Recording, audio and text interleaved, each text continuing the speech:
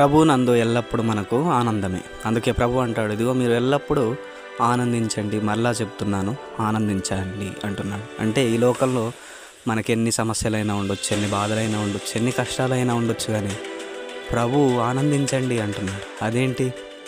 సమస్యల్లో, కష్టాల్లో, ఇబ్బందుల్లో, ఇరుకుల్లో ఉంటే ఎవరైనా ఆనందిస్తారా? ఎవరైనా సంతోషిస్తారా? బాధపడతారు, కృంగిపోతారు.